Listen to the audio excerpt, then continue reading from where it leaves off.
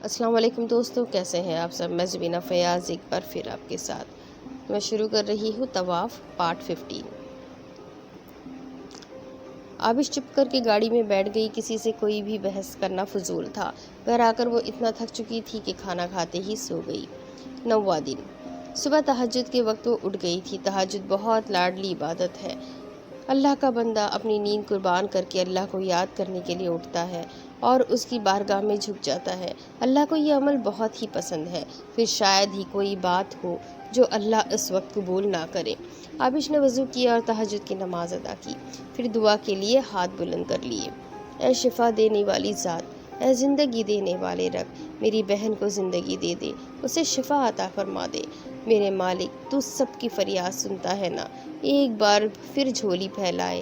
میں اپنی بہن کی زندگی مانگ رہی ہوں، ہمیشہ کی طرح میری دعا قبول کر کے میرا ایمان رکھ لے۔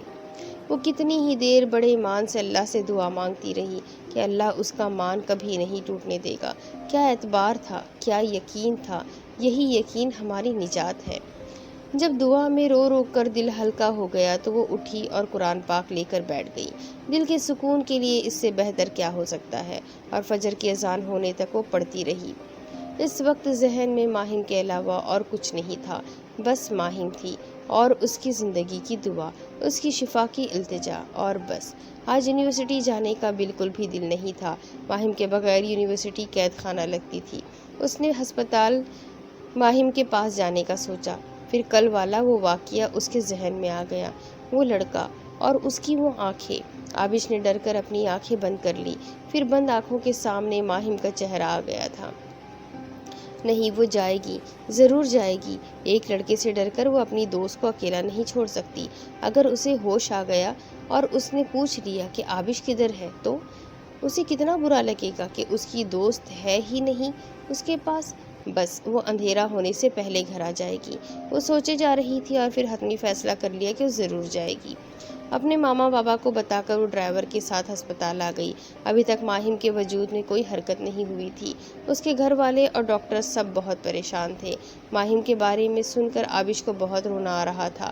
اس نے رات کتنی دعائیں کی تھی، اللہ پاک نے ابھی تک قبول نہیں کی تھی، لیکن وہ کبھی اللہ سے نا امید ہو جانے والوں میں سے نہیں تھی۔ آبش کو ہسپتال میں آئے ہوئے کافی وقت ہو گیا۔ وہ تب سے بیٹھی رو رو کر اللہ سے دعائیں کر رہی تھی۔ کافی دیر مسلسل رونے سے آبش کی طبیعت خراب ہونے لگی۔ اسے لگ رہا تھا کہ اس کا سانس ہی بند ہو جائے گا، اس لیے وہ وہاں سے اٹھی اور چھت پر کھلی فضا میں جانے کا سوچا۔ وہ لفٹ کی بجائے سیڑھیوں سے اوپر جا رہی تھی۔ لفٹ میں اور سانس بند ہونے کا خدشہ تھا۔ چھت 4تھ فلور پر تھی اور وہ گراؤنڈ فلور سے اوپر جا رہی تھی۔ ابھی اس نے دوسرے فلور کی سیڑھیاں ہی چڑھی تھی کہ اسے لگا کوئی اس کا پیچھا کر رہا ہے۔ اس نے پیچھے مڑ کر دیکھا، کوئی نہیں تھا۔ اس نے اچھی طرح ادھر ادھر دیکھ کر اپنی تسلی کی، اور جب مکمل اطمینان ہو گیا کہ کوئی نہیں ہے تو وہ پھر سے سیڑھیاں چڑھنے لگی۔ اس نے پیلے رنگ کی شرٹ پہنی ہوئی تھی اور ساتھ سفید ٹراؤزر پہنا تھا، اور پیلے رنگ کا دوپٹہ حجاب کی طرح لیا ہوا تھا۔ اس پر یہ رنگ بہت جچ رہا تھا۔ وہ سیڑھیاں چڑھ رہی تھی اور اس کی طبیعت مزید بگڑتی جا رہی تھی۔ اسے محسوس ہونے لگا کہ ابھی اسے قے آ جائے گی، اس لیے تیسرے فلور میں ہی کسی واش روم میں جانے کا سوچا۔ یہاں پر ابھی کنسٹرکشن ہو رہی تھی، اس لیے وہاں پر مریض نہیں تھے۔ آبش بھاگتی ہوئی واش روم میں آ گئی۔ اب کھڑا ہونا محال تھا۔ نہ جانے کیوں ایسی طبیعت ہو رہی تھی، پہلے تو کبھی بھی ایسا نہیں ہوا تھا۔ آبش وہیں واش روم کے فرش پر بیٹھ گئی اور دیوار کے ساتھ ٹیک لگا لی۔ قے آنے کے بعد طبیعت قدرے بہتر ہو گئی تھی۔ وہ اٹھی اور منہ پر پانی کے چھینٹے مارے، اتنے میں واش روم کا دروازہ بجنا شروع ہو گیا اور آبش کے اندر خوف کی ایک لہر دوڑی۔ اس پورے فلور پر کوئی نہیں تھا اور اس طرح یوں دروازہ بجنا، یا خدا! اس کا دل حلق تک آ گیا تھا۔ ایک بار پھر زور سے دروازہ بجا۔ آبش نے خوف سے آنکھیں بند کر لی۔ اب لگاتار دروازہ بجنا شروع ہو گیا۔ آبش کو ایسا لگا کوئی دروازہ توڑنے کی کوشش کر رہا ہے۔ یا اللہ، یہ کیا ہو رہا تھا! وہ اکیلی ہے یہاں۔ اللہ جی، مجھے اکیلے مت چھوڑنا، مجھے ہمت دے، مجھے اس مشکل وقت سے نکال دے۔ وہ مسلسل دعائیں کرنے لگی۔ وہ کب تک یوں منہ اٹھائے کھڑی رہے گی؟ اب دروازہ بھی بجنا بند ہو چکا تھا۔ اس نے بہت ہمت کی اور جب مزید کچھ دیر تک دروازہ نہیں بجا تو اس نے دروازہ کھول دیا۔ سامنے وہی لڑکا کھڑا تھا اور اس کے ہاتھ میں آبش کی زوردار چیخ پورے فلور پر گونج گئی۔ وہ ہاتھ میں ہتھوڑی لیے کھڑا آبش کو دیکھ رہا تھا۔ आबिश ने उसको देखते ही भागना शुरू कर दिया। नीचे जाने का रास्ता दूसरी तरफ था, जिस तरफ वो लड़का खड़ा था, इसलिए वो मुखालिफ सिमत में दौड़ी। वो अंधाधुंध भाग रही थी। खौफ के बाद उसका सारा जिस्म पसीने से शराबूर था। एक वार्ड से दूसरे वार्ड, दूसरे से तीसरे वार्ड, वो बस भागे जा रही थी। उस फ्लोर पर बिजली भी बस शुरू के वार्ड्स में ही थी। अगले कमरे अंधेरे में डूबे हुए थे। आबिश को अंधेरे से बहुत खौफ आता था और इस वक्त हालत ही कुछ ऐसी थी, उसने ज़ोर ज़ोर से रोना भी शुरू कर दिया था। वो अब मज़ीद आगे नहीं जा सकती थी। आगे बहुत भयानक अंधेरा था, इसलिए वो दूसरे रास्ते से अपने पीछे देखती वापसी के लिए बढ़ी कि अचानक किसी से ज़ोर से टकराई। उसने ज़ोर से चीखें मारना शुरू कर दी। जिससे टकराई थी अंधेरे के बास उसे नहीं देख पाई थी। आबिश वहाँ से भागना चाहती थी, लेकिन उसकी गिरफ्त मजबूत थी। डर के मारे सारा वजूद काँप रहा था। Abish, just relax. क्या हो गया है आपको? इतना क्यों डरी हुई है? गिरफ्त ढीली हो गई थी। अब उसका बहुत प्यार से हाथ पकड़कर सहला रहा था। ये लम्स, ये आवाज़ जानी पहचानी थी। एकदम से आबिश की एक बीट मिस हुई, पर सांसों की रफ्तार जो पहले ही तेज़ थी, मज़ीद तेज़ हो गई। वो आ गया था। अल्लाह ने उसे उसके लिए मसीहा बनाकर भेजा था। आबिश अब ज़रा रिलैक्स हुई थी। कांपना बंद कर दिया था, पर वो कुछ नहीं बोली थी। उसने भी दोबारा कोई बात नहीं की थी, बस हाथ पकड़कर उसे प्यार से सहलाता रहा था। ये उसे रिलैक्स करने की एक कोशिश थी। फिर वो उसे लिए बाहर की तरफ जाने लगा। आबिश को अचानक वो लड़का याद आया। वो बाहर नहीं जाना चाहती थी। बाहर वो हथौड़ा पकड़े खड़ा था। वो दोनों को मार देता। इस बार उसने ज़ोर से हाथ पकड़ लिया। आबिश, आप क्यों डर रही है? मेरे होते हुए आपको कुछ भी नहीं हो सकता। डरना बंद करें। आए यहाँ से चलते हैं। फिर भी आबिश की गिरफ्त ढीली नहीं हुई। वो वाकई बहुत डर गई थी और वो फ़िलहाल बाहर नहीं जाना चाहती थी। आबिश, आप मत डरे प्लीज़। अगर आप बाहर नहीं जाना चाहती तो मैं आपकी बात ही मानूंगा, जाहिर है। लेकिन मेरे पर अगर थोड़ा सा भी ट्रस्ट है तो मेरे साथ चले। मैं वादा करता हूँ मेरे होते हुए आपको एक खराज भी नहीं आएगी। पता नहीं ऐसा क्या था उसमें कि उस पर यकीन कैसे करती। वो उसके साथ चल पड़ी, लेकिन अभी तक हाथ नहीं छोड़ा था। वो उसका हाथ मजबूती से पकड़े चल रही थी और वो उस वक्त खुद को दुनिया का सबसे खुशनसीब इंसान समझ रहा था। इससे बड़ी खुशनसीबी क्या हो सकती थी कि आज पहली बार वो खुद उसके इतने पास, इतने साथ खड़ी थी कि उसकी सांसों की हरारत भी उसे महसूस हो रही थी। वो आहिल था। हाँ, आहिल, आबिश का आहिल। वो तो उसका नाम सुनने से महक जाता था और अब तो वो शमा खुद परवाने के पास आई थी। बिलाशुबा आहिल के लिए जन्नत के पलों में से कुछ पल थे। वो और आहिल उस वार्ड में आ गए जहाँ लाइट ऑन थी। उस वार्ड में 3-4 बेड बेतरतीबी से पड़े हुए थे। आहिल ने उनमें से एक बेड पर उसे बिठाया और खुद बिल्कुल उसके साथ खड़ा हो गया। दोनों ने अभी तक एक दूसरे को नज़रें उठाकर नहीं देखा था। आबिश, मैं आपके लिए पानी लाता हूँ। आप डरना बंद करें, कुछ नहीं होगा। अब मैं आ गया हूँ। वो आहिल था और वाकई उसके होते हुए कैसे उसकी आबिश को कुछ हो सकता था। वो कुछ नहीं बोली, बस उसका हाथ पकड़े वहीं बैठी रही। अगर आज आहिल ना आता तो उसका क्या होता? वो लड़का तो उसे मार ही देता। उससे आगे आबिश का दिमाग काम ही नहीं कर रहा था। आहिल उसे तसल्ली देने के लिए उसके साथ बैठ गया। वो उसे महसूस करवाना चाहता था कि वो अब बिल्कुल महफूज है। आबिश का सर बहुत भारी हो रहा था। फिर से अजीब सी घुटन महसूस होने लगी। ये सब क्यों हो रहा था? पहले तो कभी नहीं हुआ था। आबिश ने बेध्यानी में अपना सर आहिल के कंधे पर रख दिया। वो अब मज़ीद सर का वज़न बर्दाश्त नहीं कर सकती थी। वो इस वक्त कुछ सोचने समझने की कैफियत में नहीं थी। बस आहिल उसे इस वक्त दुनिया की सबसे महफूज पनाहगाह लगा था और वो बहुत सुकून महसूस कर रही थी। लेकिन आहिल, उसने जैसे ही उसके कंधे पर सर रखा, उसकी एक बीट मिस हुई। कितना खूबसूरत एहसास! अल्लाह ने कैसे दुनिया की सारी नेमतें लाकर उसकी झोली में डाल दी थी। जादू नगरी से भी ज़्यादा खूबसूरत मंजर, बल्कि उसका सबसे हसीन मंजर। वो सफ़ेद फ्रॉक पहने, सर पर वही मोतियों का ताज पहने, आहिल के साथ यूं ही बैठी थी। किस कदर खूबसूरत लग रही थी। आहिल का हाथ पकड़े वो गौर से उसके हाथ देख रही थी। अब उसने भी आहिल के कंधे पर सर रख दिया था। दोनों तरफ जादू नगरी ही थी। ہوا سے اس کے بال اڑ اڑ کر آہل کے چہرے سے ٹکراتے تھے۔ ان کے ٹکرانے سے آہل کی سانسوں کی رفتار اور تیز ہو جاتی تھی۔ آہل پوری زندگی یوں ہی بیٹھے ہوئے گزار دینا چاہتا تھا، لیکن پھر جادو نگری والی آبش اٹھتی ہے اور اس خوبصورت پانی کی جھیل کی طرف چلنا شروع کر دیتی ہے۔ آنکھوں میں شرارت بھری ہوئی ہے۔ آہل سے اس کا دور جانا کہاں برداشت ہوتا ہے، وہ بھی اس کے پیچھے چلنا شروع کر دیتا ہے۔ وہ آرام آرام سے قدم اٹھائے کوئی دھن گنگنائے چلے جا رہی ہے اور آہل اس کے قدموں کے نشانوں پر اپنے پاؤں رکھتا ہوا اس کے پیچھے بڑھتا چلا جاتا ہے۔ پھر وہ نیلے پانیوں والی جھیل کے کنارے رک جاتی ہے، جھک کر اپنے ہاتھوں میں پانی بھرتی ہے۔ پانی ہاتھوں میں لیے مڑ کر شرارت سے آہل کو دیکھنے لگتی ہے۔ آہل کی شرارت اچھی طرح سمجھ جاتا ہے۔ اس کا دل کر رہا ہوتا ہے کہ آبش یہ شرارت کر لے۔ آہل بہت پیار سے اس کی آنکھوں میں دیکھتا ہے جس میں شرارت بھری ہوئی ہے۔ اچانک ان آنکھوں میں شرارت کی جگہ غصہ آ جاتا ہے۔ آہل کا دل دہل جاتا ہے۔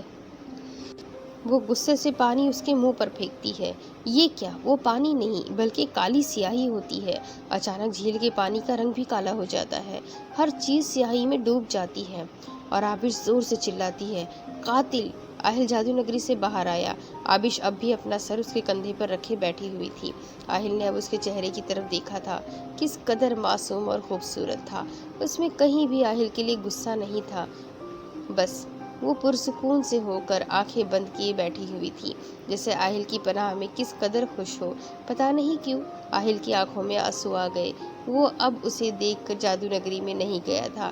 اس آبش کو تو پتہ تھا آہل قاتل ہے، اور جب اسے پتہ لگے گا، آہل اس کے آگے سوچنا بھی نہیں چاہتا تھا۔ آہل نے اب آبش کے چہرے کو غور سے دیکھا تھا۔ اس کا چہرہ پسینے سے بھیگا ہوا تھا۔ آہل کو یہاں شہروز نے بلایا تھا۔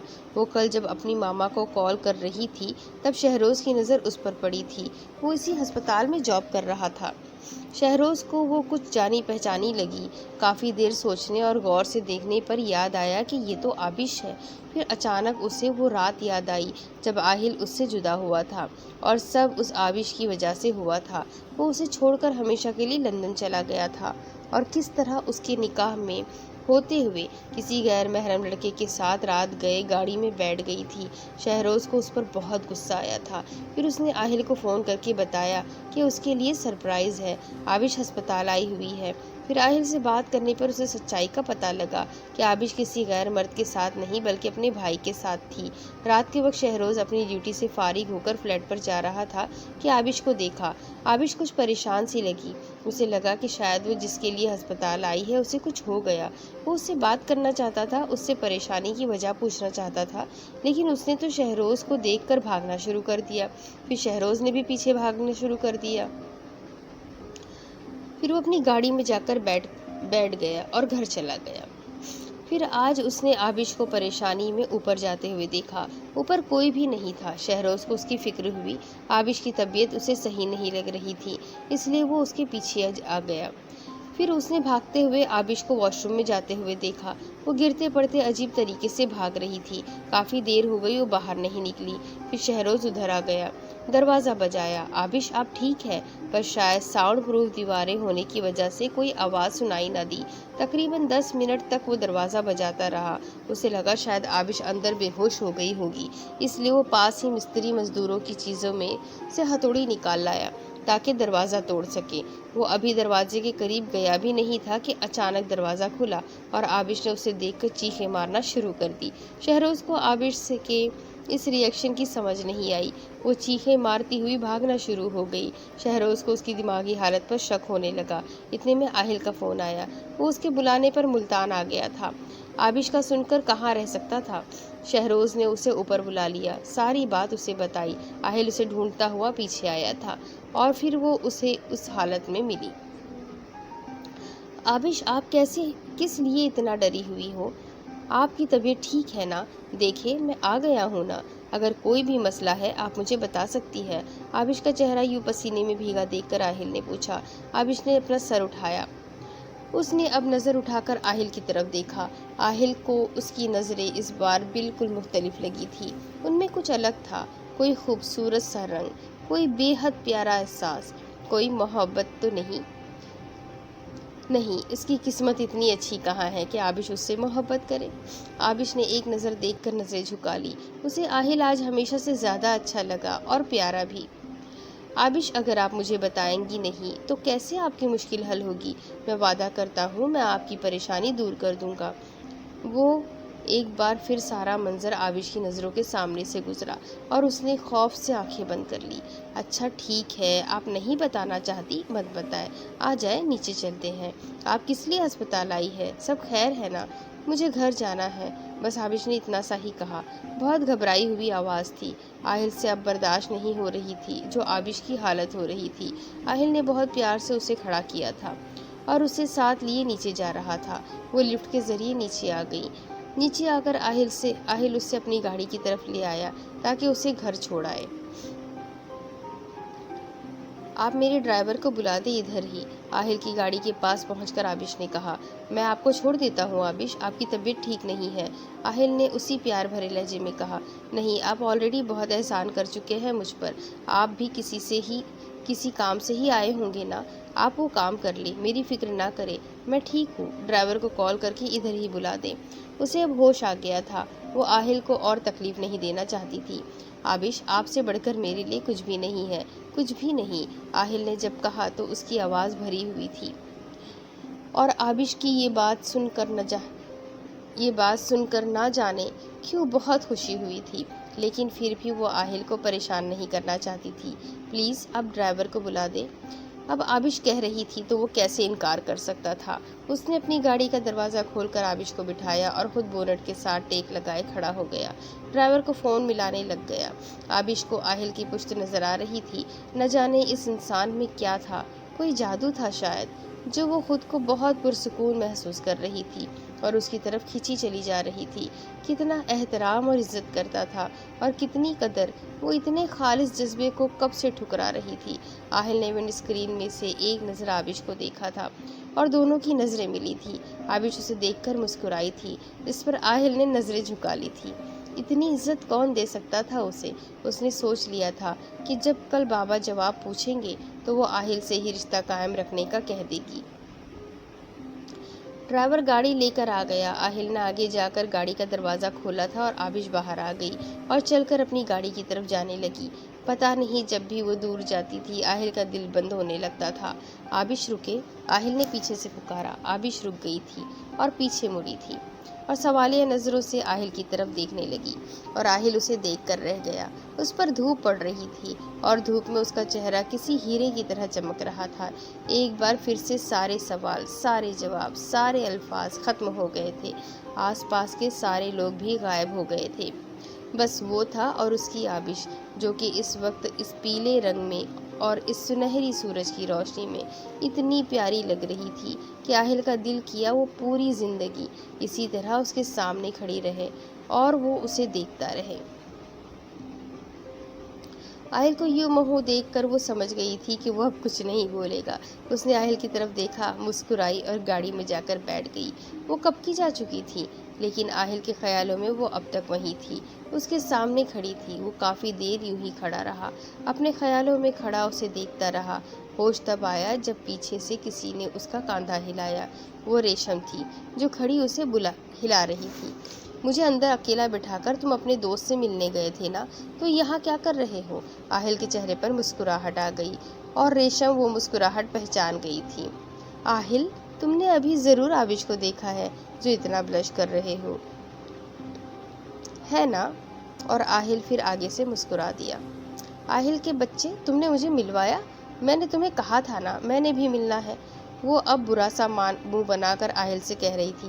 اچھا، اگلی بار ملواؤں گا، ابھی چلو، شہروز ویٹ کر رہا ہے ہمارا۔ پھر وہ دونوں اندر چلے گئے۔ عابش گھر آ گئی۔ گھر آ کر فریش ہوئی۔ آج کے واقعے کی وجہ سے وہ بہت ڈر گئی تھی۔ وہ سوچ رہی تھی کہ اگر آہل نہ آتا تو آج اس کا کیا ہوتا۔ پر آہل تو لندن میں تھا نا، تو ادھر ملتان کیا کر رہا تھا؟ اور اگر اب ملتان میں ہوتا ہے تو ایک بار بھی وہ مجھ سے ملنے نہیں آیا؟ کیا واقعی وہ بھول گیا ہے؟ کیا اس کی محبت ختم ہو گئی ہے؟ نہیں نہیں، آج کیسے وہ مجھے اس حالت میں دیکھ کر ڈر گیا تھا، کیسے اس نے میرا خیال رکھا، وہ محبت ابھی تک ہے، وہ خود سے سوچے جا رہی تھی۔ पर वो कब से घर आई हुई है, उसे एक बार कॉल करके उसकी खैरियत तो पूछनी चाहिए थी ना। रात को नमाज पढ़कर जाए नमाज पर बैठी हुई थी। मामा पापा अस्पताल माहिम का पता करने गए थे। वो अभी फ़िलहाल अस्पताल नहीं जाना चाहती थी। उसने सुबह से आहिल की कॉल का बहुत इंतज़ार किया था, पर आहिल की कॉल नहीं आई थी। अब वो जाए नमाज पर बैठी उसी के बारे में सोच रही थी कि अचानक उसके कमरे का दरवाज़ा खुला। आबिश ने मुड़कर पीछे देखा, वो आहिल था। हाँ, वो आहिल ही था, वही था। वो आ गया था और इस बार बैक डोर से नहीं, फ्रंट डोर से आया था। उसने ब्लैक शलवार कमीज़ पहनी हुई थी। वो आबिश को ब्लैक कलर में बहुत प्यारा लग रहा था। उसने आते हुए दरवाज़ा खुला रहने दिया था और सोफे पर बैठ गया। आबिश उसे देखकर खुश हो गई थी। जो अभी कुछ देर पहले वसवसे आ रहे थे, वो सब खत्म हो गए थे। उसने आहिल को सलाम किया और खुद जायनमाज फोल्ड करके बेड पर बैठ गई। वो खामोश बैठी आहिल के बोलने का इंतज़ार करने लगी। फिर आहिल ने बोलकर खामोशी तोड़ी। अब आपकी तबीयत कैसी है? अब ठीक है। आपको क्या हुआ था? डरी हुई लग रही थी। सब खैर थी ना? आहिल नज़र झुकाए उससे पूछ रहा था। जी, बस मैं डर गई थी। बस आबिश ने इतना बताना मुनासिब समझा। अगर हथौड़ी वाला वाक़या बताती तो यकीनन आहिल परेशान हो जाता और वो उसे परेशान नहीं करना चाहती थी। आप पाकिस्तान कब आए? आबिश ने आहिल से पूछा। अभी कुछ दिनों पहले आया हूँ। आप बताएं, आंटी किधर हैं? वो मामा बाबा अस्पताल गए हुए हैं। खैर तो है? कौन एडमिट है? आप भी गई हुई थी और अब वो? आहिल ने पूछा। आबिश अफसरदा हो गई। मेरी दोस्त है माहिम, वो जिसका मैंने बताया था ना कि कैसे किसी गाड़ी ने पीछे से हमारी गाड़ी को हिट किया। वो माहिम के जाकर लगी। वो कोमा में चली गई। आपको पता है, जिस रात मैंने आपको बताया था ना, उससे अगले दिन वो बिल्कुल ठीक हो गई थी। मेरे साथ यूनिवर्सिटी भी जाती थी, मेरे घर भी आती थी। लेकिन फिर अचानक पता नहीं क्या हुआ, वो बेहोश हो गई और अभी तक होश नहीं आया। डॉक्टर्स कह रहे हैं शायद तब कोई अंदरूनी चोट लग गई थी जो पहले जाहिर नहीं हुई और अब हो गई है। वो आहिल को बताई जा रही थी और आहिल पर वो अल्फाज कहर बनकर टूट रहे थे। वो अभी जिंदा थी और उस रात उसकी दुआ कबूल कर ली गई थी, पर उसे माफ़ नहीं किया गया था। वो वाकई कातिल था। एक जान उसकी वजह से किस कदर तकलीफ में थी, कितने दर्द में थी। उसकी रूह एक बार फिर से खींच ली गई थी। वो आज जितना खुश था ना, उस पर उतना ही फंदा तंग कर लिया गया था। आबिश की आंखों में पहली बार उसे अपने लिए अपनायत, खुशी, कोई खूबसूरत सा रंग नजर आया था। लेकिन वो आबिश को धोखे में नहीं रखना चाहता था। वो उसके साथ सुकून से ज़िंदगी गुजारना चाहता था, किसी भी पछतावे के बगैर, खुशी की ज़िंदगी। वो आबिश को अंधेरे में नहीं रखेगा। वो आज ही सच बता देगा। वो उससे पाँव में गिरकर माफ़ी भी मांग लेगा, लेकिन किसी किस्म के झूठ पर हरगिज़ आगे नहीं बढ़ेगा। वो आबिश थी, उसकी आबिश, उसके जिस्म, उसकी रूह की वारिस। उसका सब जानने का हक था। आहिल को इस तरह खामोश देखकर आबिश ने फिर बोलना शुरू किया। आपको पता है, मेरी कोई बहन नहीं है ना, लेकिन वो मेरी बहन है, मेरे हर राज से आशना, इस दुनिया में वाहिद, जिसे मेरे बारे में सब कुछ पता था। उसे आपके बारे में भी पता था, सब कुछ। और आपको पता है, उसे आपसे मिलने का भी बड़ा शौक था। पर देखिए, आप अब आए हैं और कितने अफसोस की बात है, वो आपसे मिल ही नहीं सकती। वो पता नहीं और भी क्या क्या बोले जा रही थी और आहिल का एहसास निदामत बढ़ता जा रहा था। पता नहीं आबिश की बातें सुनकर रोना आ रहा था। आज वो पहली बार इतना खुलकर बातें कर रही थी। आहिल से और सुना नहीं गया। वो उठा और आबिश के पास जाकर उसकी टांगों के पास घुटनों के बल बैठ गया। आबिश उसके इस अमल से घबरा गई। ये क्या कर रहे हैं? नीचे क्यों बैठ गए? उठिए यहाँ से प्लीज़, ऊपर आकर बैठे। आबिश सुने, मुझे आपसे बात करनी है। हाँ तो बात करें ना, पर यूँ प्लीज़, यूँ मत बैठे। आप यूँ मेरे कदमों में नहीं बैठ सकते। रुके, मैं ही आपके साथ नीचे आकर बैठ जाती हूँ। आबिश खड़ी होने लगी। आबिश प्लीज़ प्लीज़ बैठ जाए, मेरी औकात आपके कदमों में ही है। मेरी बात सुन ले। बहुत हिम्मत करके कहने लगा हूँ, प्लीज़ आपके सामने हाथ जोड़ रहा हूँ। यूँ इतनी मोहब्बत ना जताए तो अभी मेरा दिल बंद हो जाएगा। हाय अल्लाह ना करे, आपको अल्लाह लंबी ज़िंदगी दे। और आपकी औकात मेरे पाँव में कहाँ से आ गई? आपकी औकात मेरे साथ है। वो उठी और उसके साथ आकर बैठ गई। वो आहिल के इस तरह इतने पास बैठी थी कि आहिल उसकी आंखों में खो गया। सारे अल्फाज एक बार फिर ख़त्म हो गए। बस इस वक्त दिमाग में सिर्फ आबिश थी। صرف اور صرف آبش اور اس سے شدید محبت۔ وہ آنکھیں جھکائے بیٹھی اپنے ہاتھوں کو دیکھ رہی تھی۔ آہل کی نظریں اس کے چہرے پر جمی ہوئی تھی۔ وہ ان نظروں کی حرارت محسوس کر سکتی تھی۔ اس کے یوں دیکھنے سے آبش کی دھڑکنیں تیز ہو گئی تھی۔ یقیناً اس کا چہرہ سرخ ہو رہا تھا۔ آہل مہو بیٹھا اسی میں کھویا ہوا دیکھے جا رہا تھا۔ آبش کو یاد آیا اس نے کوئی بات بتانی تھی۔ آہل پہلی بار اس کا نام پکارا تھا۔ ہیرے کا ایک موتی آہل کی آنکھ سے بہا تھا۔ اس موتی کی قیمت کا اندازہ کوئی بھی نہیں کر سکتا تھا۔ آبش نے پہلی بار اسے نام سے پکارا تھا۔ آہل، آپ نے کیا بات بتانی تھی؟ جادو کا اثر ٹوٹا، وہ ہوش میں آیا۔ وہ اب اس کو کیسے بتا سکتا تھا؟ اس میں اب ذرا بھی ہمت نہیں تھی ماہم کا سچ بتانے کی، اس لیے وہ اٹھا اور واپس چلا گیا اور آبش اسے جاتا ہوا دیکھتی رہی۔ اسے پتا تھا وہ اب نہیں بولے گا، اتنا تو وہ جان ہی گئی تھی۔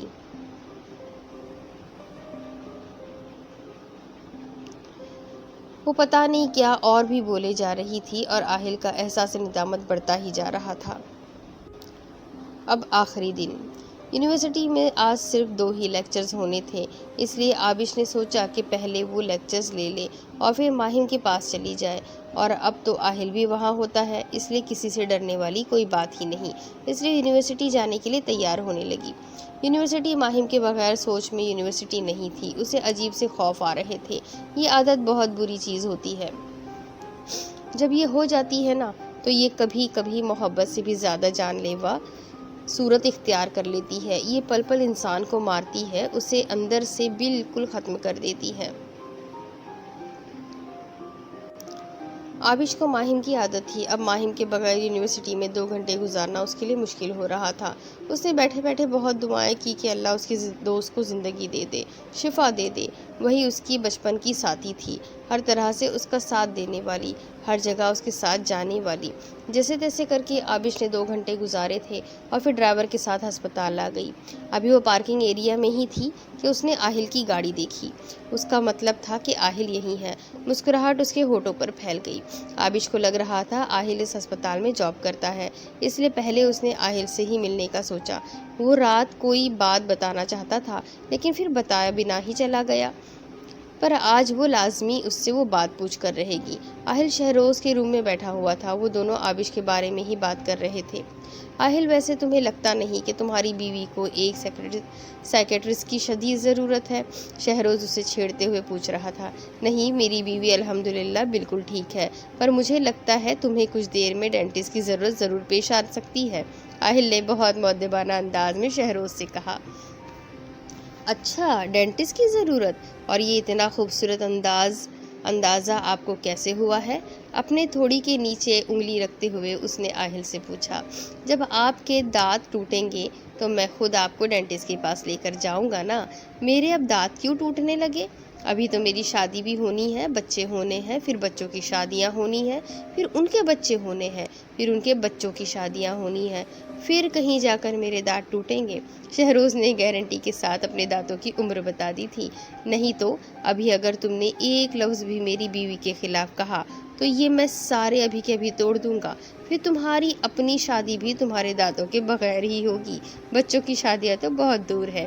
شہروز نے زوردار قہقہا لگایا۔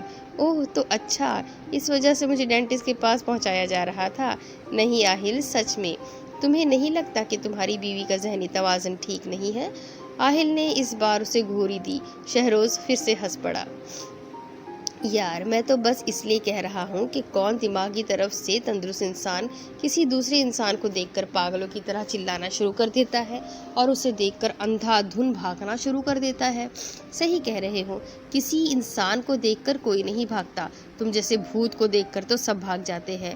یہ تو بھابھی کا حوصلہ جو تم سے شادی کرنے پر رضامند ہوئی ہے۔ پھر دونوں نے ایک بار پھر سے زوردار قہقہا لگایا اور یہ وقت تھا جب آبش آہل کو ڈھونڈتے ہوئے وہیں آ رہی تھی۔ دروازہ کھلا ہونے کے باعث وہ آہل اور اس ہتھوڑے والے لڑکے کو ساتھ بیٹھا دیکھ سکتی تھی۔ یہ وہ پہلا جھٹکا تھا جو آہل کی طرف سے اسے لگا تھا۔ ویسے آہل، میں تمہارے لیے بہت فائدہ مند ہوں۔ شادی کے بعد بھی جب تم نے بھابھی کو ڈرانا ہو یا اپنے قریب کرنا ہو تو مجھے بلا لیا کرنا۔ مجھے دیکھتے ہی وہ چیخنا شروع کر دے گی اور یوں تمہاری دال گلتی رہے گی۔ اس کی یہ بات سن کر آہل نے زوردار کہا لگایا، ہاں ٹھیک ہے، ڈن کریے بات۔ وہ شہروز کی طرف ہاتھ بڑھاتے ہوئے بولا، ڈن، اور شہروز نے اپنے ہاتھ زور سے اس کے ہاتھ پر مارے۔ یہ باتیں عابش پر بجلی کی طرح گر رہی تھی۔ ابھی تو وہ پوری طرح اس پر یقین بھی نہیں کر پائی تھی اور اس نے یقین توڑ بھی دیا۔ تو یہ سارا آہل کا پلان تھا۔ یا اللہ، وہ کیسے اس پلان کی ضد میں آ گئی تھی، کیسے برے طریقے سے اسے ڈرایا گیا تھا۔ وہ یہی سوچتی ہوئی واپس جا رہی تھی۔ ابھی تھوڑی دیر ہی ہوئی تھی کہ پیچھے سے شہروز تیز قدموں سے چلتا ہوا آ رہا تھا۔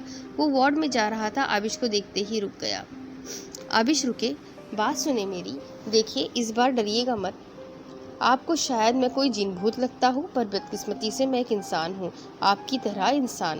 میرے سے ڈرنے کی ضرورت نہیں ہے، میں آپ کو نہیں کھاؤں گا۔ عابش رک گئی تھی، بس منہ نیچے کیے خاموش کھڑی رہی۔ عابش، میں ایکچولی آپ سے معافی مانگنا چاہتا ہوں۔ میں پچھلے کچھ سالوں سے آپ کو ایک کیریکٹر لیس لڑکی سمجھتا آیا ہوں۔ عابش نے نظر اٹھا کر اس کو دیکھا جو پتہ نہیں کیا کہہ رہا تھا۔ مجھے کیریکٹر لیس؟ یا خدا، کیوں؟ میرا دامن ایک بار پھر ان کے سامنے بھی داغدار ہو چکا ہے۔ عابش کی آنکھوں سے آنسو نکل آئے۔ نہیں عابش، روئے نہیں پلیز۔ بھابھی ہے آپ میری، میں آہل کا دوست ہوں، اس کا بیسٹ فرینڈ، اور کیریکٹر لیس تو آپ کو اس لیے سمجھتا تھا کہ ایک رات ہم نے آپ کی گاڑی میں کسی لڑکے کے ساتھ آپ کو بیٹھے ہوئے دیکھ لیا تھا۔ اس دن آہل کو بہت غصہ آیا تھا۔ اس نے اسی غصے میں سوچے سمجھے بغیر گاڑی آپ جس گاڑی کے اندر بیٹھی ہوئی تھی اس میں مار دی، اور اس رات کے بعد سے میرا دوست میرے سے جدا ہو گیا۔ لیکن اب وہ مجھے بتا چکا ہے کہ آپ اپنے بھائی کے ساتھ تھی۔ وہ آگے بھی پتہ نہیں کیا کچھ بولے جا رہا تھا، پر عابش کو سننا ہی بند ہو گیا تھا۔ بس آنکھوں کے سامنے ماہم کا چہرہ آ گیا۔ وہ اس وقت کس قدر تکلیف میں تھی، اس کے ماں باپ کتنی تکلیف میں تھے، اور اس سب کا ذمہ دار آہل ہے۔ شہروز اب کچھ بول رہا تھا اور عابش نے بھاگنا شروع کر دیا۔ وہ اور کوئی بات نہیں سننا چاہتی تھی۔ وہ اس وقت ماہم کے ماما کے سامنے بھی نہیں جا سکتی تھی۔ وہ کس منہ سے اس کے سامنے جاتی، جبکہ اس کا اپنا شوہر ہی ان کے اس دکھ کی وجہ تھا۔ اس کے ایسے بھاگنے پر شہروز کو ایک بار پھر اس کی دماغی حالت پر شک ہوا تھا، پر اپنے دانتوں کا سوچ کر وہ خاموش ہو گیا اور اندر وارڈ میں چلا گیا۔ اب اس کے آگے کی سٹوری میں آپ کو اگلی قسط میں سناتی ہوں کہ اب آگے کیا ہوگا۔ کیا ایک بار پھر عابش آہل کو معاف کر پائے گی؟ کیا آہل کو اس کی خوشیاں مل سکے گی؟ کیا ماہم ہوش میں دوبارہ آئے گی؟ اب کیا ہوگا ماہم کا؟ یہ سب کچھ جاننے کے لیے میرے ساتھ بنے رہیں۔ اگلی قسط میں پھر ملیں گے، تب تک کے لیے اللہ حافظ۔